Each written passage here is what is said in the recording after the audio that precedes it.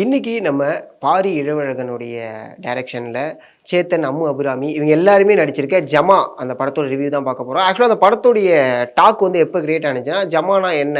அப்படிங்கிற ஒரு பைட் மாரி எடுக்க ஆரம்பிச்சாங்க. ஸோ அதுலேருந்து இந்த டாக் கிரியேட் ஆயிடுச்சு. ஜமானா என்னப்பா? அப்படிங்கிற ஒரு டாக்கு. ஆக்சுவலா ஜமா அப்படின்னா என்னன்னா, ஸ்ட்ரீட் ப்ளே பண்ணுவாங்கல்ல. அதாவது தெருக்கூத்து பண்றவங்களுடைய ஒரு டீமோடைய பேர் தான் வந்து அவங்களுக்கு வந்து ஜமா அப்படின்னு சொல்லிப்பாங்க. இது என்னோட ஜமா. இந்த ஜமால தான் நான் வந்து கூத்து கட்டுறேன் அப்படிங்கிற மாரி சொல்லுவாங்க. ஸோ இதுதான் ஜமா. இந்த கதைக்களம் வந்து எப்படி ஆரம்பிக்குது அப்படின்னா, ஒரு ஒரு ஒரு தெருக்கூத்து பண்ணக்கூடியவங்க. ஸோ அதுல வந்து அர்ஜுனர் வேஷம் வந்து பெரிய வேஷம். அந்த வேஷம் வந்து கட்டணும். அதாவது ராஜபாட்டை வேஷம் கட்டணும் அப்படிங்கிற ஆசையோட தான் பாரி, அதாவது கல்யாணம் அப்படிங்கிற கதாபாத்திரம் நடிச்சிருக்க பாரி. இது அவருடைய ஆசையே என்னன்னா அர்ஜுனன் வேஷம் கட்டணும் அப்படிங்கிறது தான் அவரோட ஆசை. ஸோ அதை நோக்கி தான் வந்து பார்த்தீங்கன்னா படம் முழுக்க முழுக்க போயிட்டு இருக்கு. இதுக்கிடையில அதுல இருக்கக்கூடிய பாலிடிக்ஸ், இந்த இந்த இவன் வந்து கட்டக்கூடாது, இவன் எப்படி அர்ஜுன வேஷம் கட்டலாம், இவெல்லாம் கூத்து வாத்தியார் ஆயிடுவானா, இவெல்லாம் நமக்கு வாத்தியார் ஆயிடுவானா அப்படிங்கிற ஒரு பிரச்சனையே உருவாயிட்டு இருக்கும். அட் த சேம் டைம் கல்யாணத்துக்கு வந்து கல்யாணமே ஒரு பிரச்சனை தான். கல்யாணம்னு பேர் வச்சுட்டு கல்யாணம் ஆகாம இருக்காங்களே அப்படின்னு சொல்லிட்டு அவங்க அம்மா வந்து ஒரு ஒரு பொண்ணா பார்த்துட்டு இருப்பாங்க. எல்லாருமே வந்து அவாய்ட் பண்ணிட்டே இருப்பாங்க. அவாய்ட் பண்ண அதுக்கு ரீசன் என்ன அப்படின்னா, கல்யாணம் வந்து திரௌபதி வேஷம் கட்டுறவர் அப்படிங்கும்போது இந்த பெண்களுடைய பாவனைகள்லாம் வந்து அவர்கிட்ட நார்மலாவே இருக்கும். ஸோ அதனால வந்து ஒரு இடத்துல பொண்ணு பார்க்கும்போது தலைவன் வந்து என்ன புகை, கிச்சடி செய்றாங்க, கிச்சடி செய்யறதுக்கு இவ்வளவு புகையா, நானே போய் கிச்சடி செய்யறேன்னு கிச்சடி செஞ்சிருவாங்க. அதனாலயும் அந்த கல்யாணம் அந்த பொண்ணு வந்து வேணான்றாங்க. அடுத்து வந்து இன்னொரு இடத்துல போயிட்டு புடவை என்னப்பா எப்படி கட்டிருக்க, நான் கட்டி விடுறேன் பாரு, நான் கட்டி காமிக்கிறேன் பாரு அப்படின்னு சொல்லிட்டு புடவை கட்டி காமிப்பாங்க. என்னடா இந்த மனுஷன், அதாவது இந்த மாரி மேனரிசம் நார்மலாக இருக்கிறவங்களுக்கு, இல்லை இந்த மாரி மேனரிசமோட நடக்கிறவங்களுக்கு எப்போதுமே அந்த ஒரு சுற்றி இருக்கவங்களாம் வந்து அவங்க கிண்டல் பண்ணுவாங்க. ஸோ அதுமாரி வந்து பார்த்தீங்கன்னா கல்யாணத்தை கிண்டல் பண்ணிக்கிட்டே இருப்பாங்க. ஸோ இந்த விஷயங்கள்லாம் நடந்துக்கிட்டே இருக்கும். இதனால கல்யாணம் பண்ணணும்னா நீ வந்து அர்ஜுன வேஷம் கட்டு, திரௌபதி வேஷம் கட்டாத, அதனால தான் உனக்கு மரியாதை கிடைக்கல அப்படிங்கிற மாதிரி அவங்க அம்மாவும் சொல்கிறாங்க. ஸோ அதை நோக்கி தான் கதையும் நகருது. இவர் அர்ஜுன வேஷம் கட்டினாரா இல்லையா, ராஜபாட்டையா ஆனாரா இல்லையா, ஒரு வாத்தியாரா ஆனாரா இல்லையா அப்படிங்கிறதான் ஜமா. இதுக்கிடையில ஒரு லவ்வும் இருக்கு. அதாவது அம்மு அபிராமியோட கேரக்டர் வந்து பார்த்தீங்கன்னா ரொம்ப ஸ்ட்ராங்காக போல்டான ஒரு கேரக்டர். அவங்க அதாவது கல்யாணத்துக்கும் அம்மு அபிராமிக்கு ரெண்டு பேருக்குமே வந்து பார்த்தீங்கன்னா ஒரு லவ் போர்ஷன்ஸ் இருக்கும். அது ரொம்ப அழகாகவும் இருக்கும். ஆனால் ஒரு காலகட்டத்துக்கு அப்புறம் கல்யாணம் வேணாம்னு சொல்றாரு. அதுக்கான ரீசன் என்ன அப்படிங்கிறதும் படத்தில் இருக்கக்கூடிய ஒரு அருமையான காட்சி. இந்த படத்துடைய பெரிய பிளஸ் யார் யார் அப்படின்னு கேட்டால் அம்மு அபிராமி, பாரி, சேத்தன், இவங்க மூணு பேரும் படத்தோட பெரிய பிளஸ். இதை தவிர்த்து அங்கே நடித்த எல்லாருமே வந்து பார்த்தீங்கன்னா அவங்களோட கதாபாத்திரத்தை உள்வாங்கி நடிச்சிருக்காங்க அப்படின்னு சொல்லுவாங்க. ஏன்னா எங்கேயுமே வந்து கதையா நம்மளுக்கு வந்து அப்படி போக வைக்கல. ஏன்னா அவ்வளோ அழகா ஒவ்வொருத்தவங்களும் அவங்களோட கதாபாத்திரத்தை நடிச்சிருக்காங்க.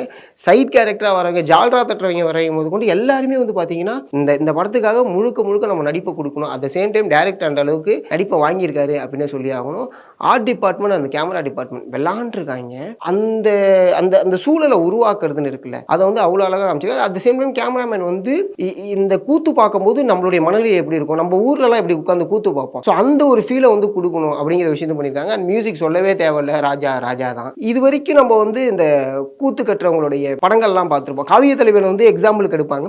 இது கம்பாரிசனே கிடையாது. அது வந்து தியேட்டர் பிளே, அது வந்து ஸ்டேஜில் பண்ணக்கூடிய ஒரு நாடகம். இங்கே வந்து பார்த்தீங்கன்னா தெருக்கூத்து அப்படிங்கும்போது ஸோ இந்த ரெண்டு கதை களமுமே வேற. இந்த கம்பாரிசன் இல்லாமல் நம்ம வந்து இந்த படத்தை பார்த்தோம் அப்படின்னா அதுக்குள்ளே இருக்கக்கூடிய பாலிடிக்ஸ், நம்ம வந்து இந்த ஒவ்வொருத்தவங்களுடைய கஷ்டத்தை சொல்லுவாங்க, இல்லை அவங்க வந்து அவங்களுடைய அச்சீவ்மெண்ட்டை சொல்லுவாங்க.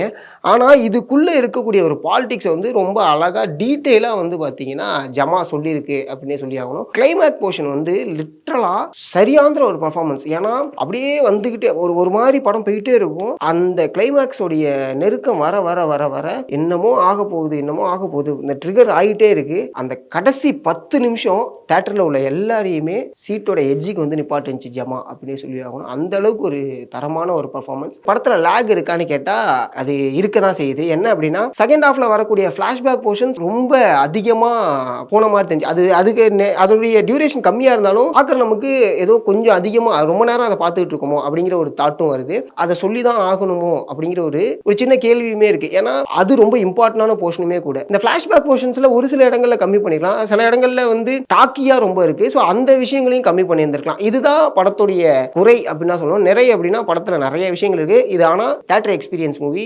இந்த படத்தை தேட்டரில் பார்த்தா தெருக்கூத்து நம்ம ஊரில் அப்படி ஸ்டேஜில் நின்று ஸ்டேஜில் இந்த இதெல்லாம் பார்க்குறோம்ல, அந்த நாடகம்லாம் பார்க்கும்போது எப்படி நம்மளுக்கு ஒரு ஃபீல் கிடைக்குமோ ஸோ அந்த ஃபீல் வந்து ஜமா படம் பார்க்கும்போது கிடைக்கும்.